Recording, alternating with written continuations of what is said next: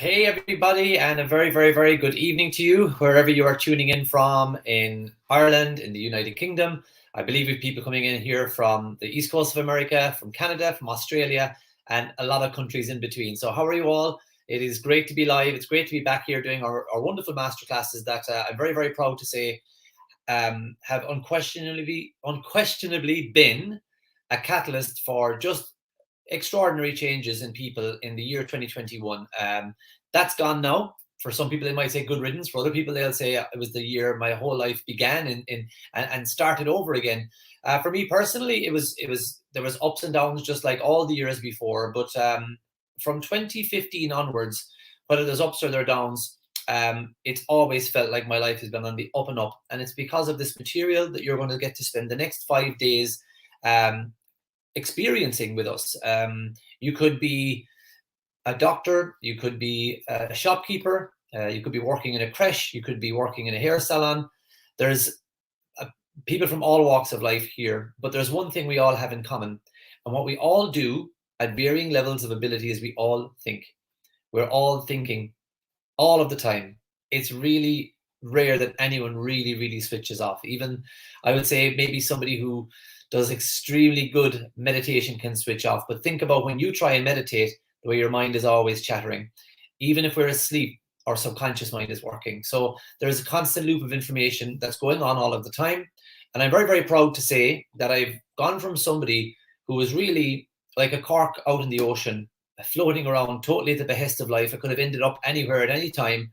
And a few mentors came along and really helped me to get a very, very clear, focused vision on my life.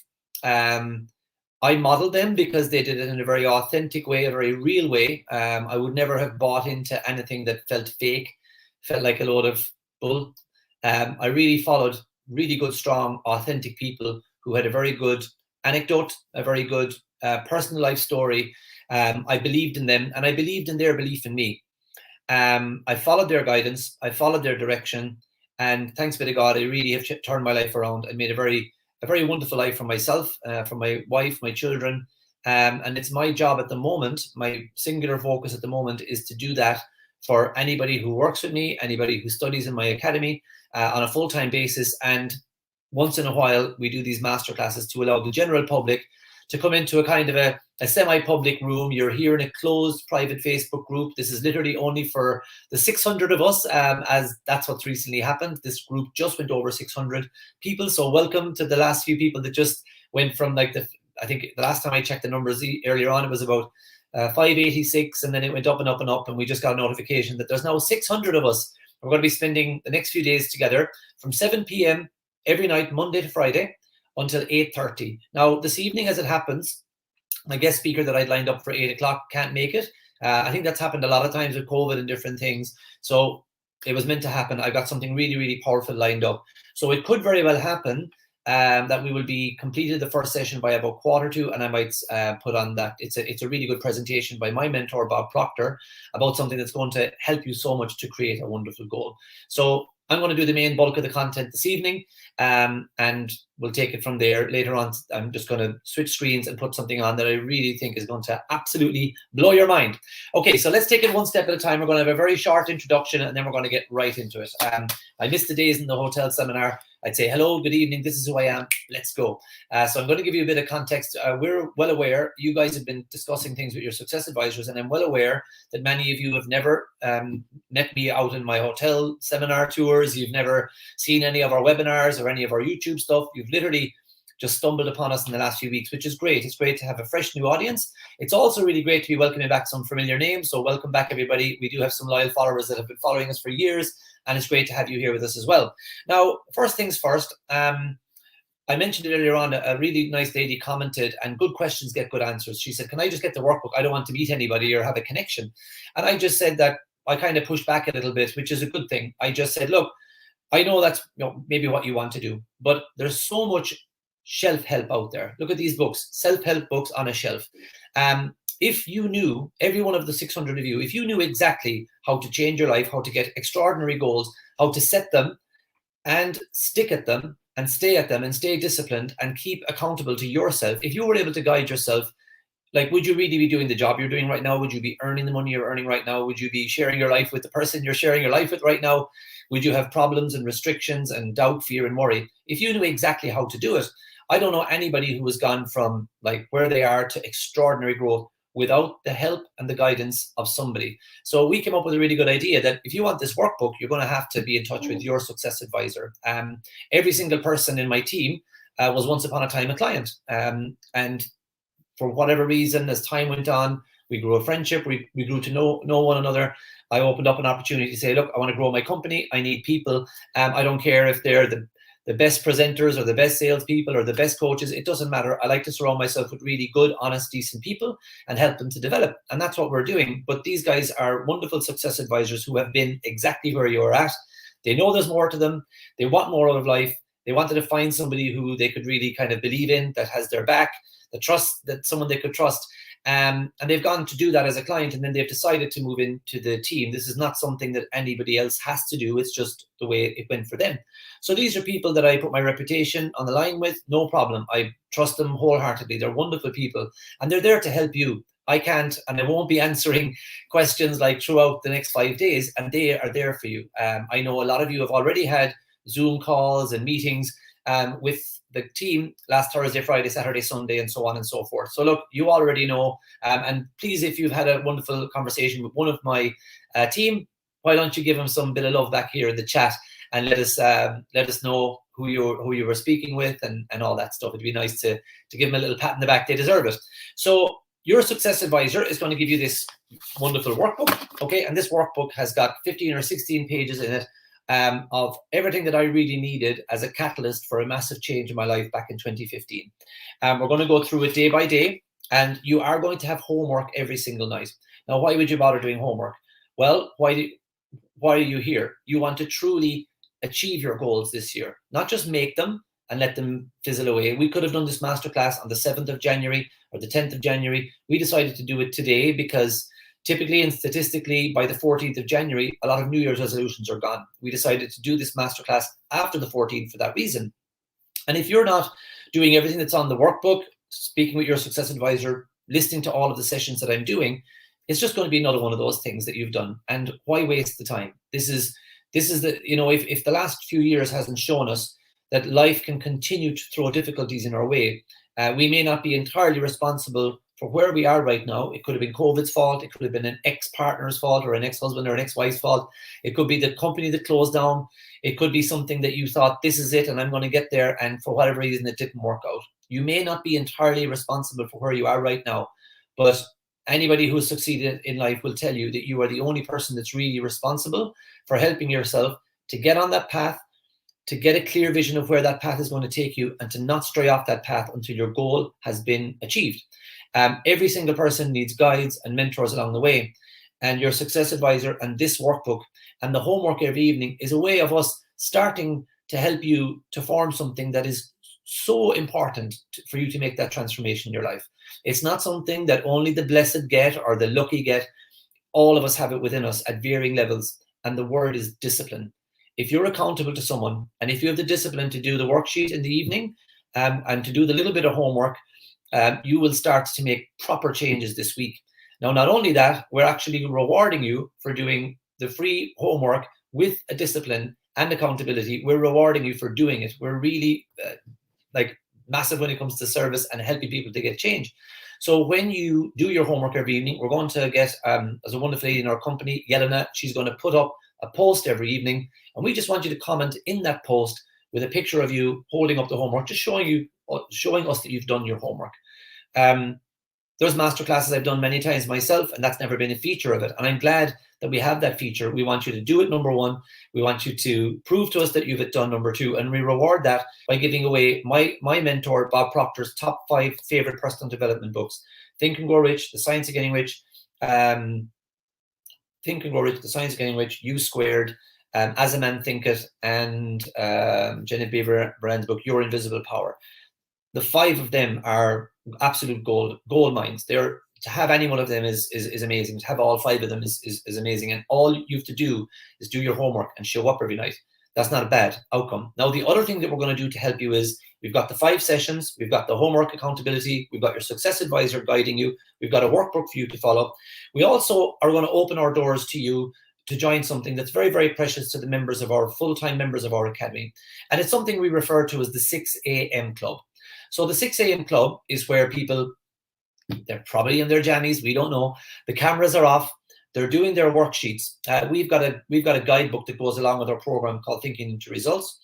And they get up in the morning at 6 o'clock. Not everyone does. I would say half the clients do, maybe more.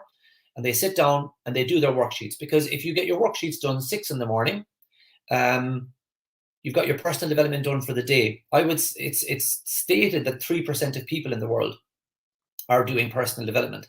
I would say we're at the top tiny percentile of that 3%, because a lot of them maybe enroll, a lot of them might say they're doing something, but our guys show up.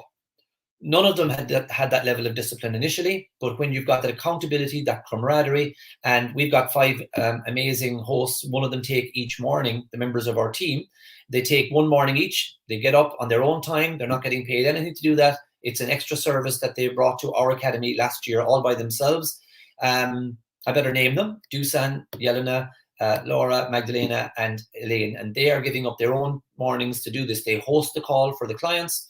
And it's an opportunity for you to spend that hour with a group of other people in like-minded. I know you don't have these people in your office. You don't have them in the canteen. You don't have them at home in your house with you. It's a very unique and a very powerful group. And we're opening that up to you as well. The link to that is going to be posted, and you're allowed to join it Tuesday, Wednesday, Thursday, and Friday this week. And then if you're remaining with us in the academy at the end of the week, we'll explain how you can do that. Then you'll be continuing on, but otherwise it'll be closed to you after that. But you get to really see that this is not just some promise on YouTube. We're a real serious academy for personal development, and we're doing a fantastic job, if I do say so myself. The results are there to speak for themselves in our clients, and you'll be hearing from some of them throughout this week. But my story and the client's story doesn't matter diddly to you. This is about you. This is about whoever you are. Of the 600 people that are watching, there's about just short of 200 right now. I don't take it lightly that tonight, Monday the 17th, you've decided to spend this time with us. So what I can guarantee you is that you're going to get the best from myself. You're going to get the best from our team, from the guest speakers that we have. And we don't take it lightly that people are looking for something, and there's an awful lot out there. There's a lot of noise, there's a lot of good stuff, there's a lot of rubbish, and we're absolutely honored and grateful that you've chosen to spend this week with us. So we're going to show up. We're going to give you our best.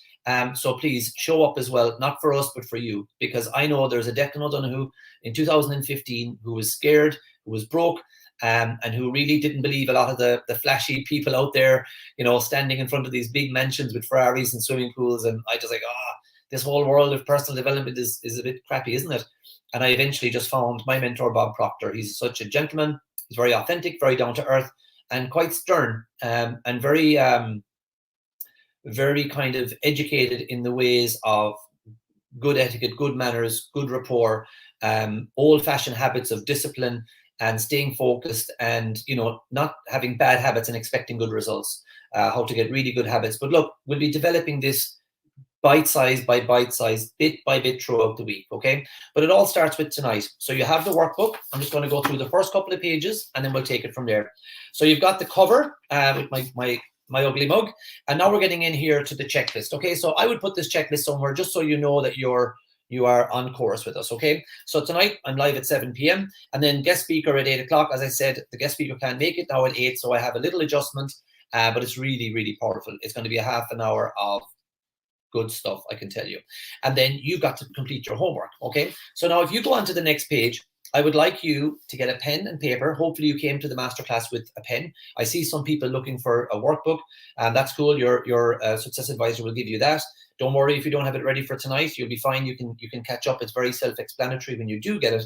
But on the third page of that, there is a dedication to yourself.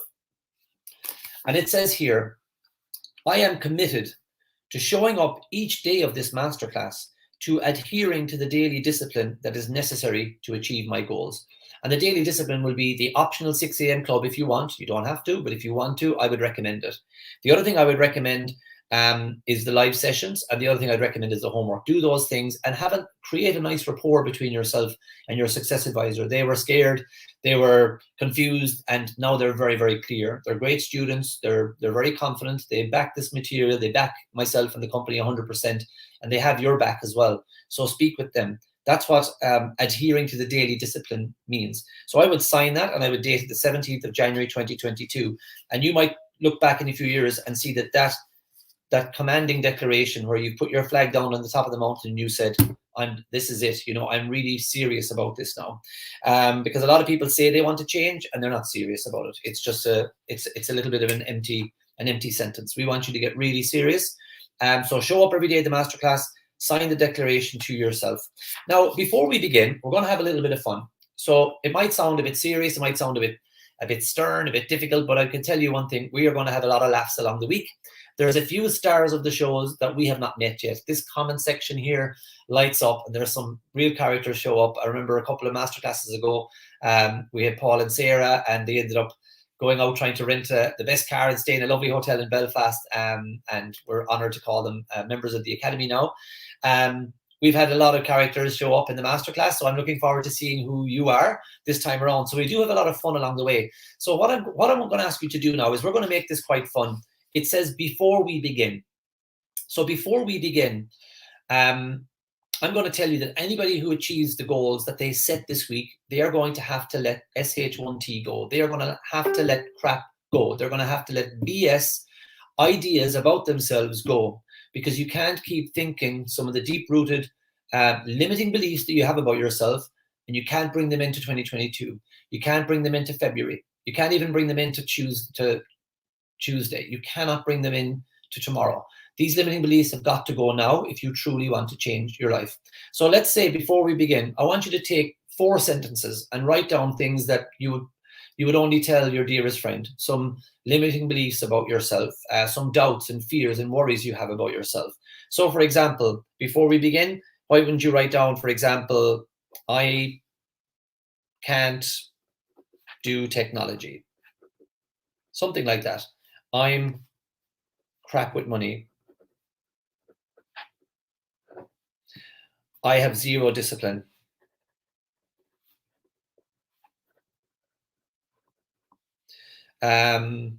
Everything I start, I quit. I quit things easily. Who am I to change my life? Who am I to achieve a life-changing goal? Who am I to do that? So something along those lines. So why don't you write down a few of those, please? And now we're going to do something really cool as well, right? So I mentioned today that I wanted everyone to bring along a little balloon with them. It was shown on a picture. You might have just joined the masterclass group recently, so you might not have seen that. If you haven't seen it and you haven't got one ready, I really would love you to do this later on. This is actually quite a lot of fun. So type in the comments if you have one of these ready. I said bring a balloon to the masterclass. Let me know if you have. Now, if you have one ready, okay, what I want you to do, if you have one of these ready, I want you to get your phone, get a video ready, and what you're going to do is you're going to blow it up. And what you're going to do as you're blowing it up is you're going to think about these things. So I can't work technology, so I can't achieve my goals. Blow that into the balloon. I'm crap with money. I'm really bad with money. Blow that into the balloon. I have zero discipline. Let's get rid of that idea. I quit things easily. Let's get rid of that idea. Now, while this is going, it's time to let these ideas go. Okay? So it's really fun when you just let them go and they fly around the room.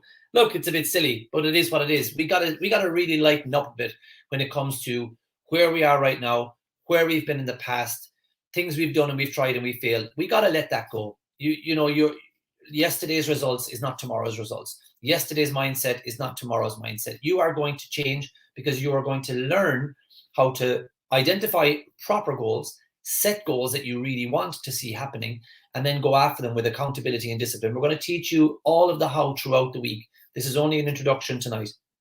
But that's a fun thing I've done in a conference center with hundreds of people, and to see all those balloons heading up into the air and all the laughter among these adults and professionals. There was one guy responsible for putting the Mars rover on Mars, and he was there with limiting beliefs. It's incredible doubts that we have, regardless of what we've achieved. But we blew up the balloons and we let it go. And I said I'd try it on a virtual platform. If it worked, great. If it didn't, no worries. I'm not going to lose sleep over it. I hope you enjoyed it, at least laughing at my expense. That's been worth it for you as well. So before we begin, just like Anna and Elsa, let it go. Okay. So let me hear from you in the comment section. What is something that you are not just good at? What is something that you are really good at? Like, what is something you are great at? So Nadia, what are you great at, Nadia? Yelena, what are you great at? Sally Ann, what are you great at? Diana Fox, what are you great at? What are you really good? Padraig Randalls, great butcher and an absolutely wonderful man. Gillian Whelan, what are you great at? Irena Roach, what are you great at? Let's start writing down things we are great at doing. Okay. Somebody said good. I don't recognize that word. I think she meant to say I'm a great mom. Organizing people. And Elsa Yelena said, oh my God, I know that inside out. Somebody said I'm great at budgeting. Good. I'm a great hairstylist. Really, really good. I might know who that is. Okay. I'm really great at making lists. I hope you're great at ticking off the list you've done. I'm really great at facilitating for people. I'm really great with connecting and influencing people. I'm really great at cooking and swimming. I'm really great at looking after my family. That's for sure, Yvonne. Don't know who. Richie Phillips. I'm really great at Microsoft Excel. Richie, you know what? We're like yin and yang. We are just yin and yang. Absolutely. There's you can have that. I'm not going to try and learn that from you. You can have Microsoft Excel all you want. And my team will know what that means. It's like spreadsheets is like, excuse me, I don't have to be good at everything. I'm a great illustrator, said somebody. Fidelma, it's Fidelma, it's a lovely name. Mick Athleo, nice name. I'm great at solving problems. I'm managing crap. Good. There's a lot of that out there to manage. You should go to Leinster House. Oh, sorry, sneaky one there. I'm really great at making people feel comfortable. Ger Morrissey, I'm really great with figures and giving hugs. There are two awesome attributes, Ger. Great at socializing and being a fun manager. Brilliant. Gillian, a great listener, brilliant teacher, great at accounts, organizing. I'm a great acupuncturist. Well, I just love you already. I love acupuncture. I did it for 10 years I actually did it last week to myself for my neck that was stiff. So anyway, look, we can go on and on. I love connecting with people and with hospitality. I'm great at my job. Right. There's, you know what, all of us, I'm presuming 90% of the people commenting here are great at driving cars. We're fully licensed drivers. We mightn't be great. We might have some bad habits, but we can get from A to B from the 1st of January to the 31st of December without having too many accidents. We're great at doing something that we were so scared and nervous of doing once upon a time. Now, there's a lot of people who restrict themselves and they hold back from writing goals that absolutely changes their lives because they don't see themselves as being great at goal setting, at goal creation, or being great at the thing that they want to achieve. So let's say, Anthony, I'm great at persuading people and influencing people. Good. So Anthony, let's say you'd be very strong in sales. Now, there's a fine line between persuading people and influencing people in their interest and in your interest. And I know I can imagine it's in the latter that you're doing it for their interest. If you can influence people to make a decision to buy a car because it's safer and it's good for their children and it's a better car than maybe a cheaper one, that'd be a really good trait. Persuading people, influencing people. I'm really good worker and a problem solver. So the person who said that there, you're great at that, but you have a goal you want to achieve in 2022. And there is a very hidden, almost invisible feeling that you get if I brought you on screen with me now. Let's say it was Horgy Horgan there, a great painter. I'm good with flowers. I'm an aesthesian therapist. Wow. Is that like a aesthesian therapist? Okay, a great listener. Annie Noon, a great mom, running the house, great accountant, managing a team, and having great empathy for people. So, Annie, if I brought you on screen with me here and you said to the whole 600 of us, this time next year, I'm going to have ... in my life. I'm going to be ... You'd say that and you might like freeze up. There's a discomfort. There's this hidden, unwritten, hard to describe feeling that blocks 99% of people, not 97% of people, 99% of people, you can declare, I'm a great mom, I can run my house. But if you were to tell us, we're going to talk in a moment about A, B, and C type goals. If I asked you, tell the whole people what you're going to do a year from now, there's almost like an invisible restrictive feeling. So we'll talk about that more throughout the week, what that is, because, you know, it's great to know what it is so that you can move past it. But you became a driver because you decided you wanted to have a license. It was uncomfortable. It was scary. It was intimidating. It was nerve-wracking, but you did it. You know, and when you became a mum, you know, you didn't have a lot of choice in the matter. Baby was born, you're a mom, you have to become good at it. And you don't even know how. You can get all the advice, but you kind of learn as you go along, don't you? Running the house. Once upon a time, you were a teenager. Maybe, Annie, you were in college and you were just finding your way about cooking and exploding chickens in the microwaves and different things, but now you're running a house. I mean, in my house, it was just June and I, and then we had Layla 11 years ago in Galway University Hospital. And they were like, okay, you can go home now. And we're like, excuse me? But there's a baby, like we don't know, you're all coming with us, like all the midwives and the doctors, and like, what do you mean we can go? We just think, what? We hadn't thought that far ahead, you know? And now we've got 3 children, 3 dogs, and the rest, you know, we have Christmas dinner, 16 people, and we just can do it all standing in our heads. So I hear you. You're a great mom. You can run the house.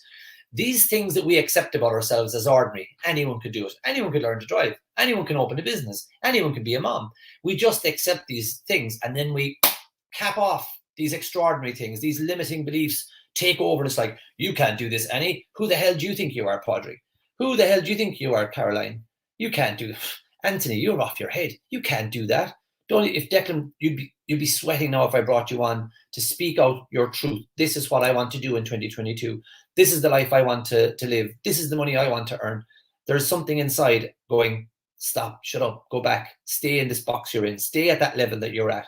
And that's what holds most people back. And that's why we're very, very good at what we do. People often ask, what do we do? And I just wrote down something that I heard this week, and I thought it was really good. You are experts in what you've said, because I asked you to be not just talk about what you're good. I said, tell me what you're great at. We, in my company, are great. We are experts in the field of conscious engineering.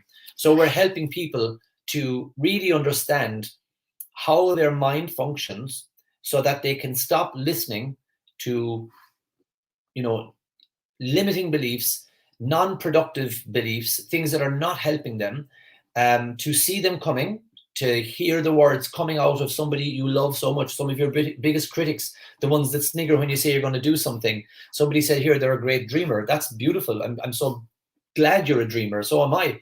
You may say I'm a dreamer, but I'm not the only one. We just, oh yeah, but you can't do that.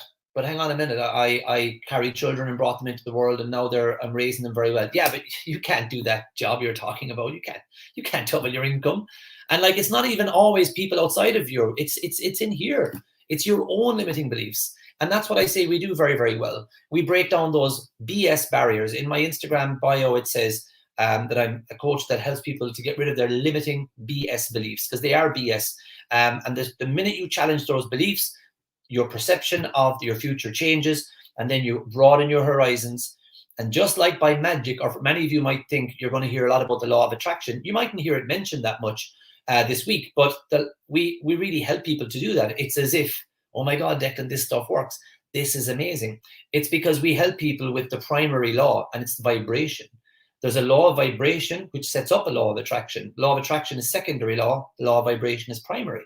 And the work that we do, helping you to study the best material, to be around like-minded people, to set goals that you've never gone after before, to give yourself a purpose, to have a clear path on how to achieve that purpose, to just do a few daily actions every day and continue to live the life you're living, but just get rid of a few bad habits, add in a few good habits, become disciplined, become accountable to somebody else. It's extraordinarily easy. And that's what starts to happen. We've got wonderful clients watching along with us tonight. And I'm sure if, you know, they wouldn't be able to show you scars and cuts, and they wouldn't be able to show you bruises. It's literally just writing, reading, repetition, an email, a phone call, a question, a request, all these things that we busy ourselves away from doing until we really commit to our dreams and our goals. Okay, so let's start talking now about the beginning of the program. Let's really get into it. I've given you an introduction as to who we are, how we do it, and I've hopefully brought you to a place where you can now understand why you've quit before, why you've not even really started. It's really hard to do it on your own. It's really hard to stay accountable when it's just yourself.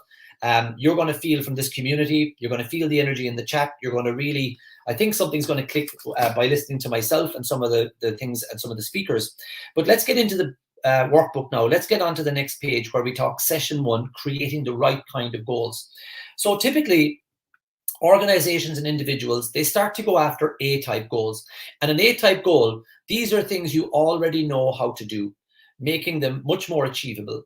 For instance, buying a new car is an A-type goal. It might be a brand new car, even getting an upgrade of your model car because the other one is dangerous, or it's starting to, you're putting a lot of money into it every year. It's time to let it go. You know how to do it already. You know where you can buy cars. You know where you can get a car loan if you need to. You just make a decision and you do it. It doesn't make you like, oh my God, I'm a brand new person because I've stretched and I've grown and I've become this extraordinary individual. It's an A-type goal. You know how to do it. Now, a B-type goal, these are things that you think you could do. We have a wonderful lady in our academy called Claudia, who today was just accepted as one of the future contestants in the Dublin City Marathon. So well done. Away she goes. Like, she's never done it before, but she thinks she could do this. She probably needs training. She certainly needs time and discipline. And I would say she would need a good purpose and a good motive to get every step done. But she knows she can do it. And again, this will probably make a big impact on her. It will make a change. Somebody who stays disciplined enough to run a marathon is something that she will carry into her personal life and into her business life in the future, no doubt about it. But other people have done it. She knows how to do it. It's been done before and she can. And if anyone can, she can. And I think everybody in the academy will agree she's such a great attitude. But let's get into the big kahuna burger. I watched Pulp Fiction the other night, so that's my Pulp Fiction phrase. A big kahuna burger. The C-type goals. The C-type goals. Oh my God, I never heard of it before, but I will not ever be without a C-type goal. Life had a very flat, frustrated, scared meaning for me. I went from worry to worry. The minute I put out one fire, there was another one until I got a C-type goal. A C-type goal is a goal that you've never done before, and maybe even nobody in your genealogy going back through your grandparents, your parents. We have people who have earned not only six times their own income last year that they used to earn, but we were talking this morning to one gentleman who I would say probably in a month earned more than maybe both of his parents would have earned in a year before, and if you go back to the 1980s, 1990s, their salary could be 10 times what they used to earn. It's incredible what can happen, but this would not have happened for this gentleman, and it wouldn't have happened for some of the people you'll hear this week if they were going after A and B type goals. Number one, you'd give up or you'd find something else to do. And number two, you wouldn't even start in the first place. So a C-type goal is where beauty lies. These are goals that you really, really want. A C-type goal, it comes from your fantasies, and it's originated through the effective use of your imagination. So I was the first time I was ever a guest on a podcast, I was asked if you had a superpower, one of these funny questions that they ask on a podcast. So if you had a superpower, what would it be? And I said, without thinking, I said, I already have one, and it's the human imagination. And he was like, oh, explain that more. Well, we all shut off the human imagination when we're children. Stop. You're away in your imagination. That's all in your imagination. That fella there, he's full of imagination, that fella, as if it's a bad thing. I once heard, I was at a group one night doing a talk about acupuncture years ago, and I overheard some ladies going, "That one, she's fierce confident," as if it was an insult. Confidence is brilliant. Like it's fantastic.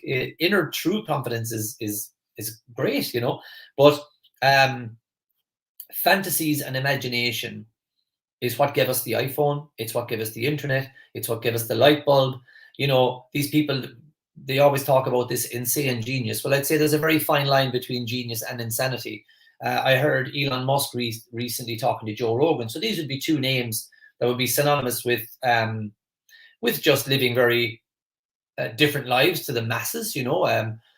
Joe Rogan's a very creative kind of guy. He's a comedian. He does commentary for the UFC. He's got the biggest podcast in the world. He gets more people listening to each episode that all of the major news stations in America combined see some episodes. It's incredible. And then Elon Musk, of course, PayPal and Tesla and SpaceX and so on. But these gentlemen were talking, and Elon Musk was saying to Joe Rogan, he said, I don't think too many people could cope with the amount of activity that goes on in his mind. I see Yelena typing here. When I first met her, I said, you're very like me. We're never going to not get good ideas. It's just about learning how to activate those ideas and do something with it. We have people who say they're not imaginative, but you're wearing clothes today because you imagined the outfit you would wear. We had enchiladas tonight in this house. We haven't had them for ages. But my wife used her imagination. She goes, what could we have that's different that we haven't had for a while? And she got the answer. We, in fact, have two types of imagination. We have the synthetic imagination, which is where you tap into the known and you go back into your treasure chest of experiences and you pull out memories and you go, yeah, I could do this. And then there's the creative imagination where we really connect through visualization, through meditation, through a pumping heart of desire. And that is what people come to me with. Thank you so much for the changes that are happening in my life. And they're thanking me, but it's them that did it. It's them that, found a mentor and decided to listen to somebody who is telling them, think about the result that you want and spend time thinking about that instead of being, a busy bee going from bzz all the way around. Stop for a minute. Spend an hour with us in the morning writing out. I'm so happy. I'm Claudia. I finished a masterclass. I've given myself and my little boy a beautiful life. I've created a dream life. We work from home. I have a wonderful source of income. Like that's what I presume that's what she's doing. And then she's finished writing and she closes her eyes. She visualizes it and she gets creative ideas. She thinks about it. She thinks about what we want. But that's Claudia. That's me. That's Yelena. What about you? What is it that you truly want? I stand in seminar rooms and I say, good evening, ladies and gentlemen. I have a question. What do you want? And there's silence. And they're like, and I go, when have you stopped asking yourself, what do you want? Especially parents. If our children are, reliant on us from about 12 years down, maybe 15 years down, some people, if it's lads, 21 years down. When did we stop saying, like, what do I want from my life? Probably when we became parents, we had a lot to do. And then a second child came along and these all vie for our attention. God knows, even if you don't have children, you bring on a new pet, a new puppy, you see how much time goes. So you have an unlimited amount of time. You had so much time to do this kind of stuff when you didn't have pets, when you didn't have mortgages, when you didn't have children. But the time that you needed for all, then you made it happen. The money you needed to find for the mortgages, for the cars, you made it happen. If your children are moved into older life, you didn't know where you're going to find the money for college, but you found it, you made it happen. Because their desire and your desire was put in front of you. And we become very creative thinkers and we imagine the result into reality. But human beings are doing that all the time when they have to. We became so good at living in our houses during lockdown. We figured it out. Whole societies across the world became accustomed to distancing and masks and sanitizing and distance and contact. All these new words, long COVID and up, down and left, right and inside out, bloody COVID. Human beings have an enormous capacity for change, but we only change seemingly when there's a problem thrown in front of us. Somebody we know has passed away. They're on the other side of the country. We've all these responsibilities and all these to-dos and we had our week planned, but our heart wants to be there for our friend or for our uncle or our niece or our nephew. And we stop everything, we drop everything, we make a few allowances, we figure it out, and we will be there to be with them in their time of grief. We have an enormous capacity for sudden change when difficulties are thrown at us. And then we kind of go, oh, you know what? Like, this is a trial run. I've got 5 or 6 more lives. I can just kind of mess around with this one and I can put all my dreams on hold. And someday I'll get to it, but not right now. I don't have time and, I don't have money. And look, I'm fine. And then we're like always hoping and wishing and wanting. But soon as the world says you have to change, you change. As soon as you go to the office and you're told, I'm sorry, guys, but we're going out of business. You don't have a job anymore. That happened here in Southwest Kerry. There was a Wilson Sports, Wilson's, they make the tennis rackets and the basketball. They used to make socks here, sports socks, Wilson sports socks. And they also made sports socks for Coca-Cola. And all of a sudden, that's it. A few weeks of notice and they're gone. And there was people who left school to work in the factory. They met their fiance there, or they met their girlfriend or boyfriend, came. There was 2 salaries coming out of that factory, gone. Now you got to change again. Now you got to become You know, when is that going to happen to you? When are you going to say, do you know what? I'm not like, I have something, and I hope all of my clients are working on it as well, and my team, creating multiple sources of income. It's something that you can do. You didn't know you had the time to do all the things you had to do. You didn't know you'd have the money to buy all the things you bought. But when life throws a difficulty at us, human beings have a capacity for change, and we bend with the wind, we roll with the punches, we change and we adjust and we adapt. And I'm telling you that tonight you've got to really turn off your phone, you got to turn off your TV, and you got to sit with silence, and you got to sit with the worksheet that we're giving you tonight. Because the day one homework, let's move over here now to the next page and write down my 2022 dream list.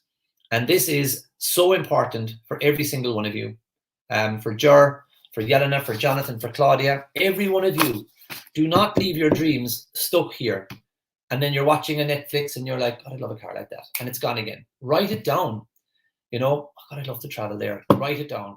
You see a couple holding hands, walking down the prom in Galway. I want that. I want that. Well, you feckin' well deserve it. And there's somebody out there that wants you too. So stop leaving your dreams in a distraction mode and start writing them down.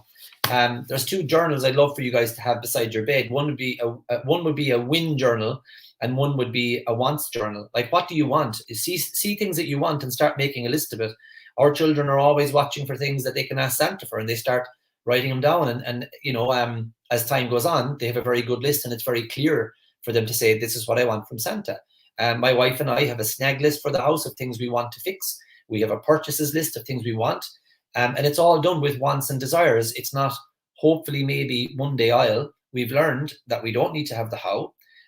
We just think about what we want, and the way will be shown. And that to me was alien once upon a time. But now, to me, it's reality. And I will never, ever go back to the way things used to be. Okay? So Mary B saying, Declan, this is powerful. Thank you very, very much. Really, really good. After the enchiladas, you wouldn't want to be here in the office because the garlic was powerful. Thank you for your words. All right. So I want to hear some of your wants. I want to see them going right down now in the comment section. I want this. So I'll tell you what I want. I want to have a really nice boat. I don't have one yet. I want a boat. So my house goes down a little laneway to the sea. And right out there, I want to see my boat. And I want that boat to take my mom and dad when my mom won't go. She doesn't like the sea. Over to Dingle for lunch in the summertime. And I want that boat to tow my children around with a big rubber dinghy at the back, and they fall out of it and have a big laugh. I want to go out fishing and catch pollock and mackerel and bring it home and cook it for my friends that come to visit. But the boat isn't the thing. What did I mention? I mentioned experiences. I mentioned taking my father out. I mentioned getting up in the morning and looking out the window and seeing it. I don't need it. I want it. I want the experiences that it can bring me. I want to go out and scuba dive, and I want to have that. You know, I don't have to hire people to bring me. I want my parents to fly first class somewhere, and I want to be there when they walk in the door and they start turning to the right, and then I give a little wink and she's like, Mr. and Miss O'Donoghue, you're going up here, and their faces light up. Oh my God, you know. A few years ago, I went to my dad looking for help for a few grand because I had children and I didn't have a lot of money. And it felt like shit, pardon my language, but I didn't like it so much. And I've turned things around, and I've helped them out a lot with things over the last few years. Because you know what? They had nothing in the 80s, and they worked 7 days a week for us, and it's my turn to pay it back. Now, when you start thinking about a C-type goal stops you from being another C, which is a chicken. Your heart starts pumping, and you really go beyond yourself. And this is not something that I'm going to have to ask you to get a high stool and stand in the middle of your local town with a megaphone and say, ladies and gentlemen, I just want to let you know I'm going to change my life. I did a masterclass and I'm going to change the life, and I'm going to be the next Elon Musk. This is very personal to you. You may end up sharing it with us. You may end up sharing it with our academy. But do you know what's personal to you is your worries when you don't have enough money for Christmas. That was my life a few years ago. The worries are there if people are going somewhere, you're like, I don't want to. I remember my wife having her hen party years ago, and they mentioned they were going here, there, and there, and everybody was dropping out. And then they readjusted and said, let's just have a big house party, and everyone was back in. Clearly, money was an option for most people, and they stopped going. Like, that's not. I know, I understand that. If it was like a €300 or €400 hen party, it's a lot of money. But still, in all, we shouldn't be in that place where we have to. I can't go here. no, darling, we can't get you braces. I'm sorry, look, we can't afford them. We really shouldn't. I know that's a reality for some people. And I felt that's where I was going to. I felt this was BS. I felt I was being sold into something, and this is rubbish. But I said my way wasn't working, and I had to try theirs. And I spoke to them, and I just knew they were real people. And when I started saying, I sat across the screen from somebody, and they're like, "So what is it that you want?" I said, "I don't know what I want." And they go like, "Well, look, Declan, we know that everybody knows what they want, but they're just afraid to say it. Like, what do you really want?" I was like, "I don't know." And then they said, "Okay, what's your favorite sporting team?" And it happens to be Liverpool Football Club in England. And I just said Liverpool. And they're like, "Okay, what is the pitch like?" And I was like, "What do you mean?" And I was like, "This is a strange call." And they're like, I said, "It's okay, there's red seats and a green pitch." And I'm like, "Okay. And have you been there when it's full?" I was like, "Oh yeah, it's so loud and full, and there's some songs, and it's amazing." So go into the center circle now, and it's halftime, and you have an opportunity to speak.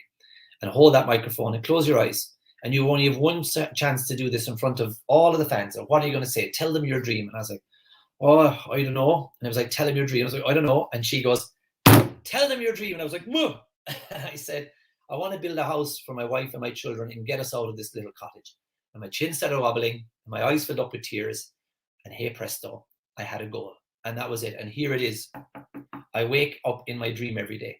I go to sleep at night in this house, and I wake up and I go, well, this shit works, you know? And that's it. I get that text message from people, "Declan, this shit works," because they've heard me say that before. And it does. It really, really does. And I'm going to argue that it hasn't worked for you in the past because you haven't been going after what you truly want. You might have been going after what you think will make mom and dad proud. You might have been going after what you think, "I'll fucking show them. I'll prove them wrong." Wrong energy. This has got to be something that you want, because when you think about it, when you dream about it, when you eat and sleep it, you will say no to bad habits. You will say yes to good habits. You will back yourself. You know what? I talked to a wonderful lady in our academy today, and she said, I need to push through. I said, "No, you got to revisit your goal." She's adorable. She's such a nice woman. Sarah Jane is her name. I was like, "You have got to not push through. You've got to revisit your goal. I want you to fall in love with your goal. I want you to send me your goal by Thursday morning, because I don't know if you love it that much. If you love that goal, my God, you will be pulled right through any barriers." And that's the way it is for me. I will not give up on my goal ever. There's times I have to shift the date. Sometimes it might be 1st of December and it doesn't happen. I'll shift that date because that goal is happening. I've got 3 children and the goal is my 4th. And I will never leave any of them without attention, without doing everything I can for the 4 of them. And everything I've done with that goal since 2015, every time I've taken care of my goal, it's taken care of my wife and my children and anybody that I get to share my life with. And that's what I want for you guys as well. And that's what I want for this country and beyond. There's a lot of bullshit out there. There's a lot of fake out there. And what we do is very authentic. There's a great atmosphere. It's very real. It's very down to earth. I probably swore a little bit more on this masterclass than I ever do, so I'll turn that down a little bit, but the passion is high. So let's get back into the homework. Tonight, I want to see 184 selfies. Yellen is going to put up a thing saying homework time. I want to see 184 selfies of people saying, "I did it." And it could be tomorrow. You have until 5 o'clock tomorrow to do this, because we want to cap it off at a certain time. Please do it tonight. You know what? If you postpone this tonight, your paradigm is in control. Your old habitual patterns are still in control of you, and you have got to be the person that changes it. You've got to be the one that says, "I know I should watch primetime," or "I know I should do this," or "I know I should do that." But this is my life. This is my way out. This is my escape hatch right now of getting out of the doubt, fear, worry. I'm stuck. So this is a shopping list. Like, you could even make 3 columns like that, and just one word. So I could put down mom and dad 1ST first class. That's it. Mom and dad first class. Lying out flat, going to Australia to see my little sister. She's going to have a baby in March, all going well. And they're going to fly down to see her. But I want them not being cooped up in economy for 30-something flight hours. I want them lying out in a full-length bed. And I just want that. It's been on my vision board for 2 years, 3 years, and COVID came along. I was going to take them there for the lights in the Sydney Harbour Bridge. It was just me, my goal. Not to impress any of you. It was just for me to give back to my mom and dad. My dad's wearing a set of hearing aids that he was worried about because they were the top of the range. I asked him for a few thousand a few years ago, and I bought them for him a couple of Christmases ago.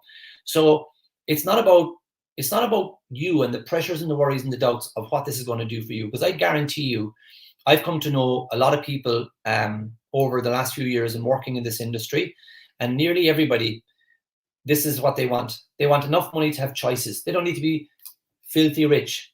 They don't even know a figure, but they know they don't want just that little bit of leftover at the end of every month. They want money for choices. That's it. And that's really it. You don't actually, Earl Nightingale, Bob's coach, said to him, a lot of people think they need a lot more than they actually do, and they settle for a lot less than they can get. And they are two poles apart. They think they need a lot more. That's what puts a lot of people off. Oh, millionaire. You don't need to be a millionaire at all. You don't. You don't have to. But you can certainly go for another half of your current income by having a little side business, or you could double it.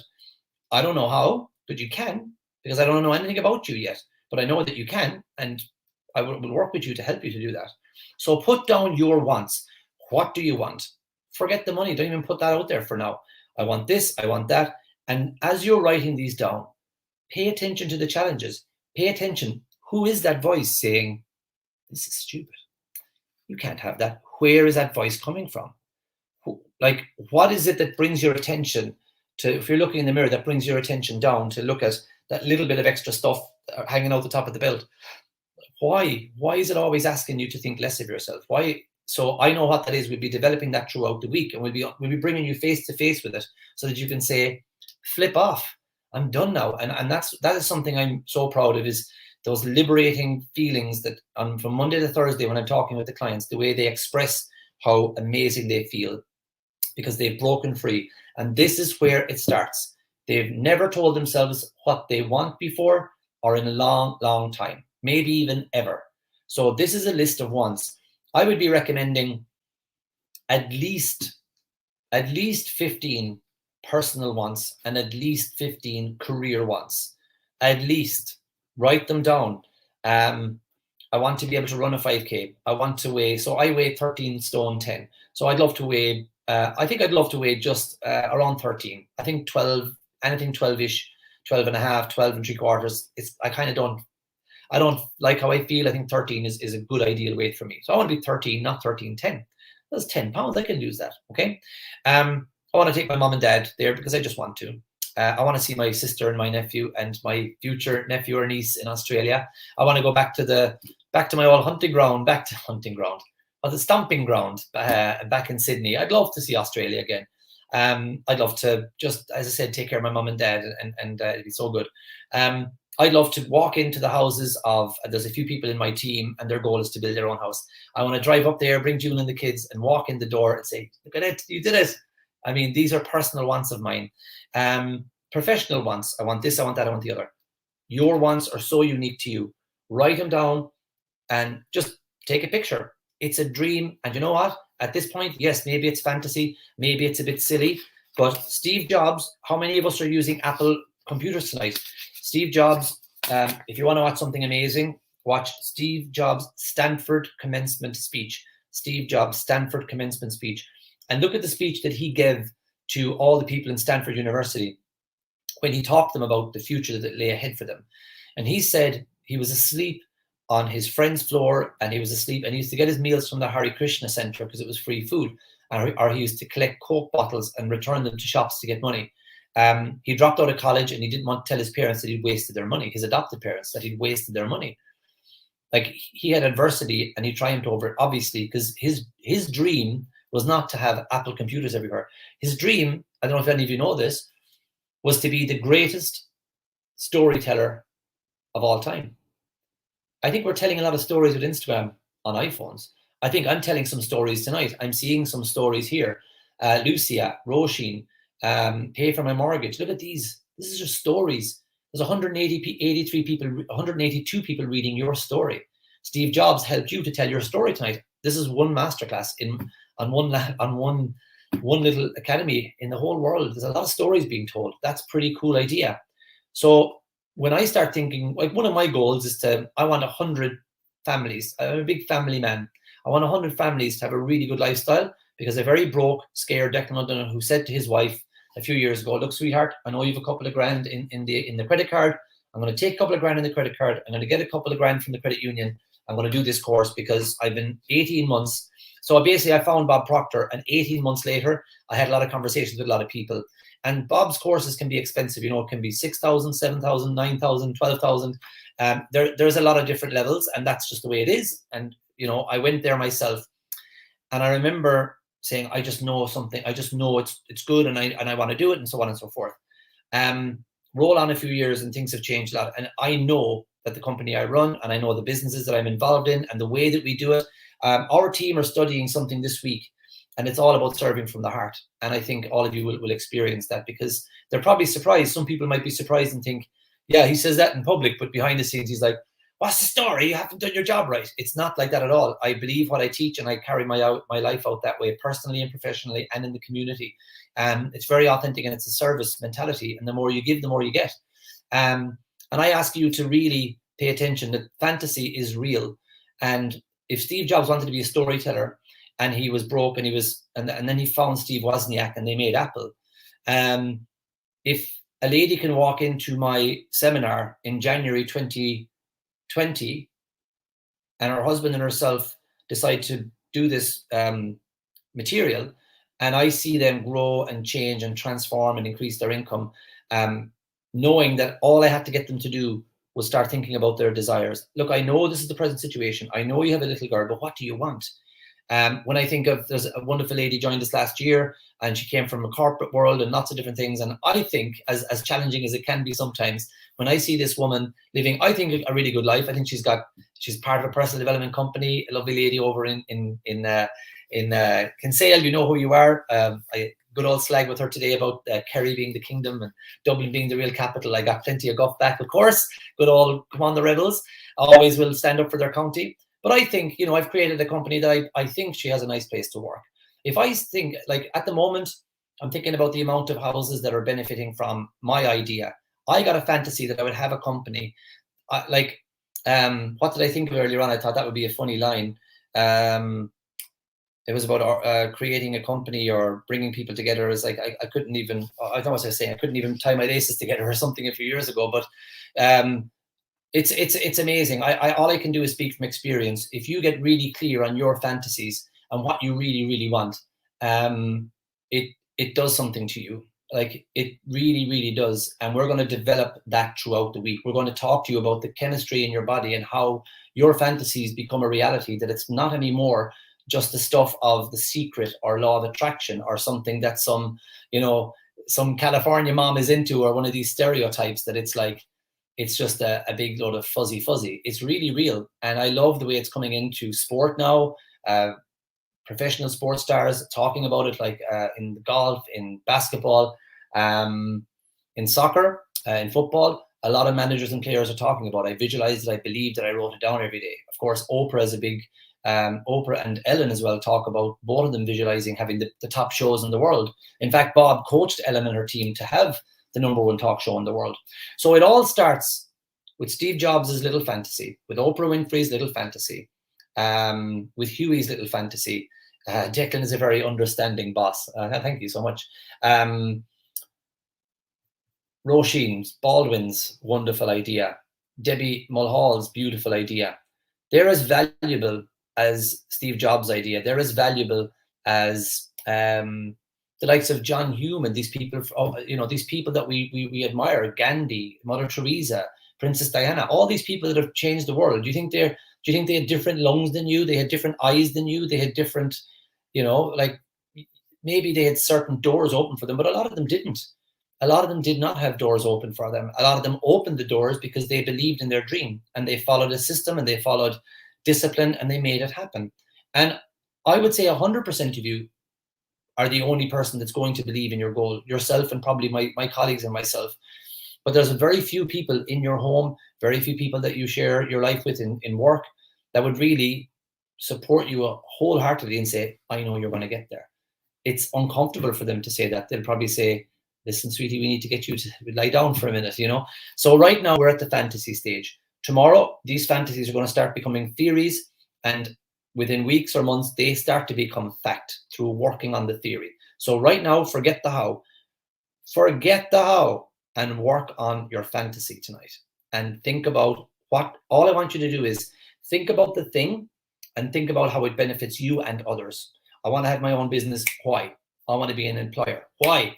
Because I'd be a really good boss. Good. What does that mean? Well, my staff would love coming to work. They wouldn't be going to work with a knot in their stomach. Okay, why? Well, because I'd have a really good charisma, really good fun. We'd have a lot of games. I would reward them. We'd have employee of the month. Okay, what else would happen? We'd have this, and why? So you develop the idea through fantasy. And we fantasized and we came up with fresh ideas for a new way of living in the last 2 years. So it's not tapping into something that you cannot do. You are doing it all of the time. In such small things as what you're going to have for dinner, what you're going to buy your loved one. You think about what they want and you get an idea. I'll get him an eternity ring. I'll get him a PlayStation. I'll get him whatever. You think about it after you make a decision you're going to do it. Okay, so this is why you truly hit your goals. Number one, identify them through fantasy and wants. So your homework is done. We've explained it. We're going to be taking you step by step, nice and slowly. I want a choice and another stream of income, says Fidelma, to allow me to retire early and work at my own pace. Okay, so that's a really good, clear goal. I want another stream of income. How much do you want that income to bring in? I would say, just put that down. Forget the how. How much do you want and why? It would allow me to retire early. Why do you want to retire early? Let your mind fantasize, close the eyes, and let your mind say, well, because I travel. Where would you travel? You'll feel the heat of Nerca or Biarritz or Costa Rica. Feel the heat. Hear the noise of the crickets as you're walking down to the beach at night. Hear the noise of see what it feels like to not have to wear 5 layers in November. Like, really go there, go further. Go further with that, Fidelma. Let's see who else said. Padraig, I want to create multiple sources of income. Padraig, why? Go beyond. You can create multiple sources of income. Why? What do you want to do with that money? Go beyond it and think about it. Yvonne, wonderful advice, Declan. What do we really want? I know one of Yvonne's goals, and I keep telling her I know she's going to achieve it, because it's always about other people. And when you're in service, there's the QQS formula, the quality and quantity in a spirit of service. You're a giver, you're a creator, and you are going to attract some wonderful things when you do it with a pure heart like that. So many amazing goals here. They came to you for a reason. Put them on paper, for sure. If you're not writing these down and you're not staying accountable and you're not taking a picture and posting it, your old control system that I'm going to explain to you Tuesday, Wednesday, and Thursday is still in control right now. It changes with you making that change. I was swimming in the dark tonight because I forgot to do it today. I'm on an accountability with my Instagram followers that I will do the Wim Hof method every day, breathing and cold water immersion. And, my old paradigm nearly got me to forget about it today. I was like, oh, I couldn't do it. So I'm at the head torch and down, and I did it in the sea tonight, late, about 10 to 6. And when you make a decision, the first few days was cold, and after that it just got easier. It gets easier, but my old control system still tries to talk me out of it from time to time. It has to start, a trigger has to start with somewhere. And I'm very proud that we attract people to our masterclasses and to our academy who are coming to us because they're inspired to change. I've learned there's 2 big triggers, inspiration and desperation. I was at desperation. And when I started this business, I attracted a lot of people in a very desperate state. And now I seem to attract people who are really inspired. I'm a good person, Declan. I know I'm doing good things. I just never seem to get to that next bloody level. Can you help me? And I say, yeah. And this is where I help them. It starts with the fantasy. So just because it's for free, just because you're here and it's easy to say no, don't say no. Because I know the little pesky so-and-so that's holding you back. And you're going to learn what that is Monday, Tuesday, and Wednesday. So for now, I'm going to say goodnight personally. And I'm going to hand you over to my mentor, Bob Proctor, because we're going to talk to you a little bit about why that word desire is important. Desire is built on wants. And if you have a desire to be an Olympian, you won't be eating a load of walnut whips and having hot chocolates with cream and marshmallows and a few cans of beer. If you want to be an Olympian and win a gold medal for athletics, you're going to say yes to good things and no to other things. Desire is a powerful force. And let me let Bob show you how it works. Okay, so we'll go this way first.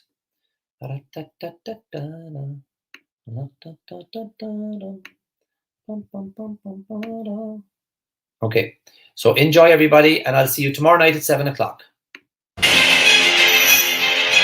Emotional involvement with your want is the desire. What do you want? There is one quality which one must possess to win, and that is definiteness of purpose, the knowledge of what one wants, and a burning desire to possess it. It's been said that desire is the effort of an unexpressed possibility within, seeking expression without through our action.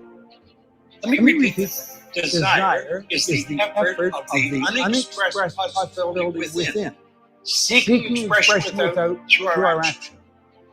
Now the trick here, how do we get it within? You know, I have heard, you've probably heard many sales managers, vice presidents of sales, if we could only build desire. And they say it as if they can't. The truth is, they can. You will never desire something you don't want. You will not desire it. If you're going to build desire, and desire is really the yeast that raises the dough, make no mistake about that. It's what really fuels the engine.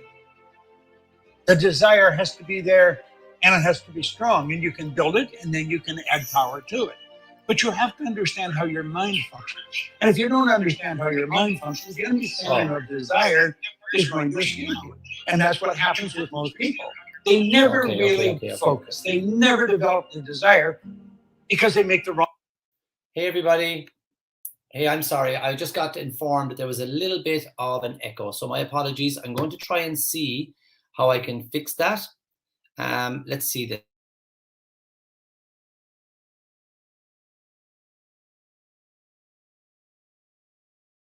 Or want is the desire.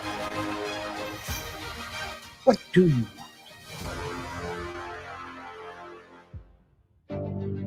There is one quality which one must possess to win, and that is definiteness of purpose, the knowledge of what one wants, and a burning desire to possess it. It's been said that desire is the effort of an unexpressed possibility within, seeking expression without through our action. Let me repeat that. Desire is the effort of the unexpressed possibility within, seeking expression without through our action. Now the trick here, how do we get it within? You know, I have heard, and you've probably heard, many sales managers, vice presidents of sales, if we could only build desire. And they say it as if they can't. The truth is, they can. You will never desire something you don't want. You will not desire it. If you're going to build desire, and desire is really the yeast that raises the dough, make no mistake about that. It's what really fuels the engine. The desire has to be there, and it has to be strong, and you can build it, and then you can add power to it. But you have to understand how your mind functions. And if you don't understand how your mind functions, the understanding of desire is going to escape you. And that's what happens with most people. They never really focus. They never develop the desire because they make the wrong decisions. Now think, when you're going after something you want, the only prerequisite, we've already covered this in decision, is do I want it? If you want it, bang, like that, you're going to make a decision to get it. Now, at that point, it's something you want. Wants are just resident in our conscious mind. They're not in our subconscious. They're in our conscious mind. It's something we see on the screen of our mind. We build an image of it. We're told to build images. We're told to build a crystal clear image in our conscious mind of what it is we want. We've often been told to write it out. I've mentioned that to many people. Describe it in as much detail as you can and in the present tense. Present tense is vital. You see, if you study this long enough, you're going to realize that's all we've ever got. There isn't any past. There isn't any future. That's all an illusion. They're myths. Conscious mind, present tense. You've got to see what you want. Now, the trick is you've got to take the idea from your conscious mind of the want, and you've got to deposit it in the treasury of your subconscious mind. I did not originate that idea. William James did. I just love using it. He said, deposit it in the treasury of your subconscious mind, because that's where all the power lies. Well, how do we do this? Well, first of all, I think we have to review just who we are and what we are, how we function. You know, why can we accomplish so much? And in a short period of time, why can we go from struggling to winning? How does this happen? There is a way, and it all comes with understanding. First of all, realize that the reflection coming back from the mirror is really not you. That's your body. The body is the instrument of the mind, as magnificent as it is. And we study the body all of our life and never completely understand it, but it's just the instrument of the mind. We have to understand something about the mind. Most people do not understand the mind. No one has ever seen the mind. So trying to understand the mind when we haven't got any image of it, it's almost impossible. There was a doctor in San Antonio, Texas, understood that, Dr. Thurman Fleet. He was very involved in the healing arts way back around 1934. And he said, you know, all problems originate in the mind. And he said they express themselves in the body. So when we treat a problem in the body, we're treating a symptom or we're treating an effect. We're not treating the cause of the problem. You got to go to the mind. Well, most people, when they think of the mind, instantly they get a picture of the brain. But the brain isn't your mind any more than your foot or your elbow. The brain is part of the body, as magnificent as it is, and make no mistake about it. It's not the mind. It's an expression of the mind, as the rest of the body is. The brain is actually an electronic switching station. As you activate brain cells, your mind activates brain cells, you set up different vibrations. You move yourself into a different vibration. You're going to move into the vibration that the good that you desire is on. It's on that frequency. But that's going down the road a little ways. We're talking about desire now. So what do? The conscious mind has the ability to accept or reject. And this good doctor said, I'm going to make a picture of the mind, and he drew a circle. And he put a line across the center. He said the circle represents the mind. The line across the center is the dividing line from the conscious to the subconscious. Now, is that the way it is? No, it's not the way it is. Nobody knows the way it is in an image. This is one he made, and he made it, and it's a marvelous idea. Then he put a little circle in the bottom. He says that's the body. Now, it's what's going on in the big circle that dictates what's going to go on in the small circle. So let's take a look at the conscious mind. If you're a psych major, you know the conscious mind reasons inductively and deductively, either way, both ways. The subconscious does not. The subconscious is totally deductive. It's also immoral. It doesn't care what you plan. It has no ability to differentiate between good and bad. It cannot differentiate between what's real and what's imagined. So you can just imagine something, put it in your subconscious mind will accept it. Nothing's ridiculous. All things are possible. It's like planting something in the earth. The earth is immoral. I love the way Earl Nightingale explained it on his Strangest Secret recording. He said, you can plant corn, sweet food. Not a 16th of an inch away, you can plant nightshade, a deadly poison. One will come up with just as great an abundance as the other. Well, that's the way the subconscious mind works. Now, what we've got to understand is that the conscious mind originates the ideas. Then the subconscious mind has to put that idea in the subconscious mind. However, there's a problem. The subconscious mind has been pre-programmed. It's been pre-programmed before you were even born. As a matter of fact, the subconscious mind begins to be programmed at the moment of conception. Now, we may be going a long way off track here to explain desire, but I think it's necessary. Where did you come from? Well, a little energy from mom, a little from dad, come along, and they joined. That formed the nucleus of you. All mom's DNA is in there, all dad's DNA. Where did mom's come from? Well, from her mother and dad. Where did they come from? Well, from their parents. So you see, there's a genetic strain that goes way back. And a lot of it is ridiculous information that's programmed right into the DNA. So here you are, 280 days after the moment of conception, and you make your debut on the planet, then your subconscious mind is wide open. It's white, it's like an empty cup. And you can put anything in it you want, and everything's going in. Have you ever asked yourself why people that go through school, their kids go through school? Do you ever wonder why people that quit school early, their kids usually quit school early? It's programming. It's the programming that's taking place. See, whatever goes into the subconscious mind repeatedly, over and over, becomes fixed there. We're programmed to live the way we live. We're programmed to speak the language we speak. If we took an English-speaking child out of New York and placed him in a suburb of Shanghai, that English-speaking baby, or that baby that came from English-speaking parents, would grow up fluent in Chinese, no knowledge of the English language. And we know that. Now, if we took the child from Shanghai and did the same The other way around, the child would grow up fluent in English, no knowledge of the Chinese language. You see, whatever's going on around a baby programs the baby. Do you know the self-image that we walk around with?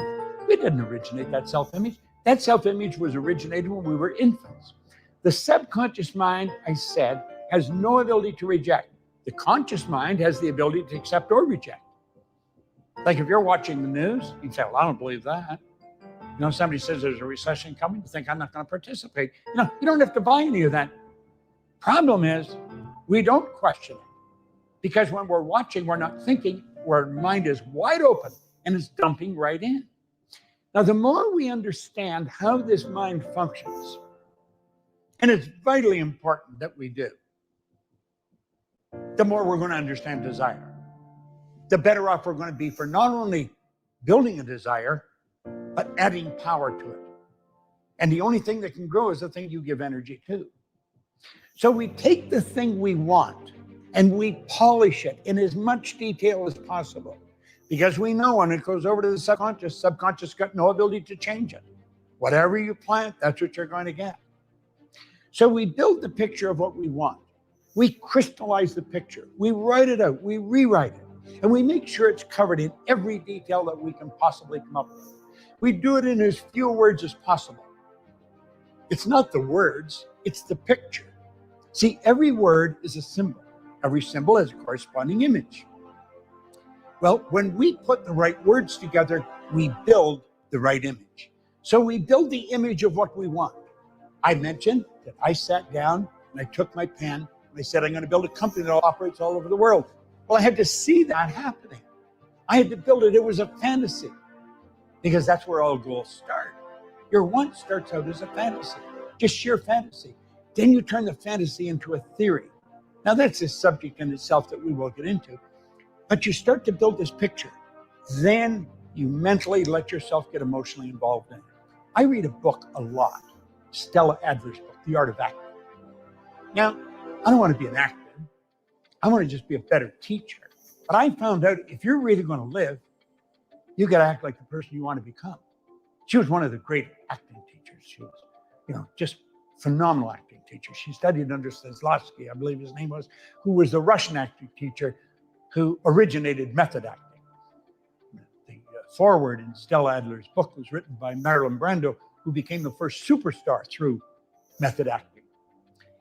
And the strange part is Stella Adler never actually wrote a book. She taught lessons. A man named Kissel took all her lessons after she passed on and turned it into a book. It's a fascinating book. So as you read the book, what you're really doing is going to her acting classes. And I would suggest you do that. I watch a couple of movies, and I watch them over and over and over again. One's Patton with George C. Scott. The other is Lawrence Arabia. They're phenomenal movies. These people weren't acting. They were literally living the part. George C. Scott became General Patton. Peter O'Toole became Lawrence of Arabia. And as I watch this, I see how real it is in their mind.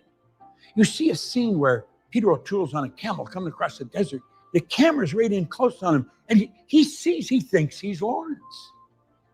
He's acting like the person he wants to become. That's what we have to do. When you build the goal of what you want, you've got to see yourself with it. It's not hoping it happens down the road. It'll always stay down the road. It's got to be now. It's got to be in our subjective mind. Now, you're going to have a problem doing this because the paradigm doesn't want to accept it. The paradigm wants to reject it. It's not in harmony with the paradigm. The paradigm is a program in your subconscious mind. And it's a program that does not want to accept this new part that you're putting in it. Neither will your relatives or your friends or your neighbors. They'll say, who are you trying to kid? What are you acting like that for? They don't want you to change. But I'm going to tell you something. If you want to change your life, you've got to change your life. And that's where it starts. It starts by building what you want, and then you've got to let yourself get emotionally involved. So you mentally start living it. You literally become the part. And you've got to do that over and over and over and over again. Ask yourself this question. How many times did your mother call you by name before you ever looked around thinking somebody was calling you? I don't know how many times she called Bob before I ever turned my head. But I knew she didn't just do it once or twice. It was done over and over and over and over again. Repetition is the first law of learning. And our intellect doesn't want to accept it. We say, well, I've already read it once. Read it 10,000 times. See it over and over again. And by doing this and understanding, you're going to hit something called a terror barrier. You're going to get afraid. It's going to stop you. You're going to then think this is ridiculous. I can't do this. And you're going to look at all those 30 reasons Napoleon Hill talked about for failing. They'll all become very vibrant in your mind. Reject them. Get rid of them. Play the game with your mind. Fantasize. Then live it. Become real. And you keep getting emotionally involved. You can do this as you're going to sleep. You can do this as you're driving. You can do it anywhere. But you've got to do it. And it's through the repetition over and over and over again that you will override all that old genetic conditioning. You'll override all that environmental conditioning from when you're a child. And you will start to get emotionally involved with the goal. Don't expect it to happen tomorrow. It won't. You got to do this over and over and over again. See, it's the understanding of the battle that you're up against. Do you know in the movie The Godfather, you'll see where the Godfather talked to Michael. Michael was the son, of course, and Marlon Brando was the Godfather. And he gave him some advice. There was a contract out by the opposing gang. They were going to kill Michael. And the Godfather said, Michael, learn to think as they think, so you'll know how to overcome it. You've got to learn, how has your programming been done? What is it going to do for you? If you want to know what your programming is going to do for you, just take a look at your past results. Because all your past results are nothing but an expression of somebody else's programming. It has nothing to do with what you know. You already know how to do many times better than you're doing. Knowing how to do it is not the problem. That's information that's gathered in the conscious mind. It's not the conscious mind that controls us. That's the reason why people come out of school. Prestigious degrees, no performance. The results don't match all the knowledge in their mind. Why? It's the paradigm. It's the programming. Genetic and environmental, and it's strong. Well, you've got to go past all that before you'll ever plant what you want. And every time you go to feed it, every time you go to give more energy to it, the paradigm is going to be there trying to kick it out. And it's going to give you very logical reasons why you're being silly. It's going to give you practical reasons why this won't work. And you're going to be listening to your friends, and what they're going to tell you is what you're already thinking. You don't have the money. How are you going to do it? The money's not there. The money will be there when the money has to be there if you hold the image of doing it. How did I build a company that operates all over the world? I don't know how to do it. Hill pointed out some advice from Carnegie that was very, very good. He said the accumulation of great fortunes calls for power. And power is acquired through highly organized and intelligently directed specialized knowledge. But the person who accumulates the fortune doesn't have to have the knowledge. When I first read that, I felt like I just broke out of a prison. I didn't have to know everything. I have some brilliant people that I work with. They know how to do things I'll never learn how to do. You're getting information here. You may never want to teach what I'm teaching you. So you don't have to know how to teach this. You just have to buy into what I'm telling you, know that I'm telling you the truth, and this just works. Quit listening to your neighbors. Quit listening to some of your friends and relatives. They're telling you why you can't. You know what you want to do? Take a look at their results. Do you want their results? Because that's what their thinking is giving them. Do you want their thinking? I don't think so. When that was suggested to me, it started to become obvious. Strange thing, we asked our relatives, our next door neighbor, what do you think, Harry? Do you think I should? Harry will say, it'll never work, forget it. Go to someone who's made it work. Ask them. They'll say, no, this information is right. You see, right now, as I'm speaking and you're listening, there's a power that's flowing to and through you. It's pure, unadulterated energy, pure, unadulterated spirit. It flows to and through you. It's what you're made out of. You can literally photograph the energy leaving your body. Back in 1934, Semyon Kurlian perfected a form of photography that was so powerful, you can penetrate this, the energy is so powerful, it'll penetrate the camera, penetrate the film, and you can actually photograph it. And as you change your thoughts, you change the vibration you're in, so the color and this density of this energy changes. You're a living dynamo.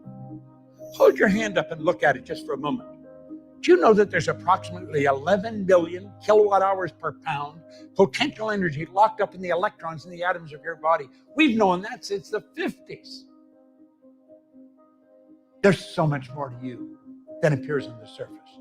Understand this. Your conscious mind can dream. It has fantasy factor in it. Build the picture of what you want.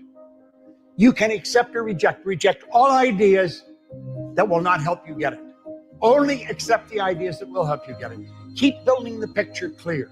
Rewrite it, redream it. Then get emotionally involved. And let yourself, let is the key word. You don't try, you let yourself get emotionally involved. Become aware of how you feel. Because as you let yourself get emotionally involved, you change the vibration you're in. Feeling is a word we invented to describe our conscious awareness of the vibration we're in. Person says, I don't feel very good. They're consciously aware they're in a bad vibration. They're emotionally involved with a bad idea. Person says, I feel like $1 million. They're consciously involved in a very positive idea. They're emotionally involved. Let yourself get emotionally involved with your goal. Dream it. Every time you eat, hook it into things you're doing. Every time you turn on the keys of the car. Okay? Every time you sit down at a table, let the idea of your mind flash on the screen of your mind of what you want. But feel it. Feel it. It's the repetition of planting the idea in the subconscious mind that is the trick. It's the idea that's planted that is the desire. Way back in religious, they say, desire comes from the Latin, deicere, to give birth to the children. Your ideas are your children. Don't let them be stillborn. Feed them often, feed them every day. Stay emotionally involved with that idea. Don't listen to anybody that tell you why you can't. Only listen to people that tell you how you can. All things are possible. We don't have to be very bright today to really buy into that. Look at the technology we've got today. Look at the modes of transportation. You know, it's just a little over 100 years ago that the Wright brothers got that plane off the ground. Somebody said, yeah, but they were only up there for 14 seconds. That wasn't their attitude. They said, we not only got it up there, we kept it up there for 14 seconds. And look at today, we're flying off to other planets. Progress has been phenomenal. There's the breakthrough. Make this the breakthrough of your family, of your friends, of everyone you work with. They'll follow you. Share it with them. Willingly give, graciously receive. It's a secret for living. But understand desire is the idea that's properly planted in the subjective mind that's attempting to express itself through action. You see, it's the idea in there that causes the body to act. It not only causes the body to act, dictates the vibration the body's in, that dictates what you attract. See, action and reaction are equal and opposite. That's a law of the universe. Emerson said, Ralph Waldo Emerson said, that's the law of laws. Why? Because that's the way everything works. Action, reaction, the law of cause and effect. When you act, when you send your thoughts out, when you send your feelings out, when you send your actions into the universe reacts in a like manner. A lot of people refer to that as the law of attraction. Law of attraction is a secondary law. The primary law is the law of vibration. Get in the right vibration, you don't have any ever concern with what you're going to attract. You will attract everything that's required for the manifestation of the image. Andrew Carnegie made that very clear. He said, any idea, now listen carefully, any idea that is held in the mind, that's emphasized, that's either feared or revered, will begin at once to clothe itself in the most convenient and appropriate form available. Emotional involvement with your want is the desire. That's where it happens. Now, when the paradigm tries to reject it, you've got to override the paradigm. The paradigm's going to give you ideas in your conscious mind to knock the want out and tell you why you can't. Your paradigm's giving you what you've got, and that's what you don't want. Go after what you do want. Get emotionally involved. Emotional involvement with what you want is the desire. And it's the repetition of being emotionally involved with what you want that fixes a desire in your subjective mind. then it's automatically working in your favor. But understand this, clearly understand this. The results you're getting are an expression of what you've desired in the past. Most people see desire as a positive concept. It can be both. What did Carnegie say? Any idea that's held in the mind, that's emphasized, that's either feared or revered, will begin at once to clothe itself in the most convenient and appropriate form available. Subjective mind is totally deductive. It has no inductive reasoning capacity. It can only accept what you give. And if you're worried, that can turn into the desire. If you're thinking negative thoughts, that turns into the desire. We must override all that. We're operating with understanding. People don't desire what they don't want consciously and deliberately. They're doing it because of ignorance. They don't understand. That's where I lived for 26 years. As I started to understand, I changed it. And when I found out, I build a picture of what I want. Doesn't matter how it's going to happen, it'll happen. Then I get emotionally involved. And I stay emotionally involved. It's the emotional involvement with the want that becomes the desire. Want more, want better. This is going to make you a better person. It's going to make you a better life. You're already beyond the scope of imagination with beauty and talent and power. What ideas have been clothing themselves in your world? Take a look at your results. If they're not what you want, change them. If you're seeing something you don't want, build an image of its polar opposite, what you do want. One thing I learned when I first started, getting out of debt is a bad goal. Because if you're trying to get out of debt, you're thinking debt, and you're going to attract more of the same. Forget the debt. Focus on prosperity. See yourself as a person that attracts it. I have an affirmation. I'm so happy and grateful now that money comes to me through multiple sources on a continuous basis.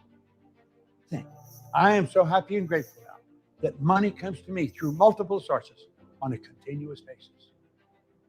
That's the way it's working. That's the way it's working. Build the desire. Plant the idea in your subconscious mind. You're going to find the action, the attraction. It'll all happen because desire is the cause.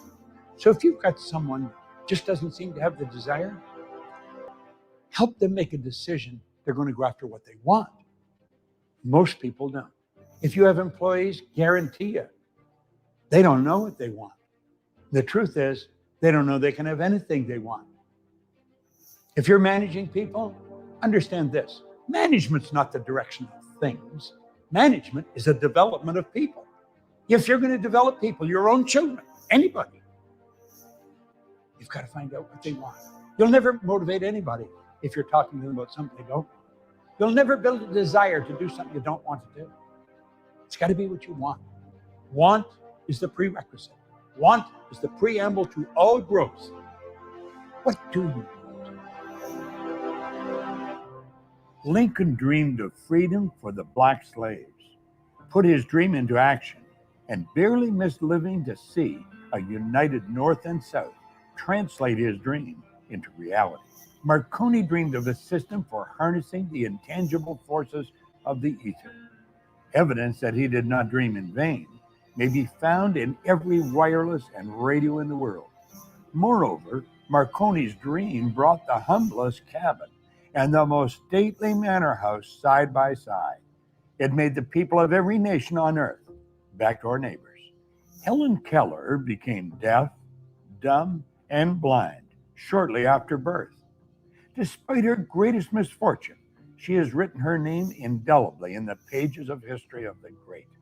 Her entire life has served as evidence that no one ever is defeated until defeat has been accepted as a reality.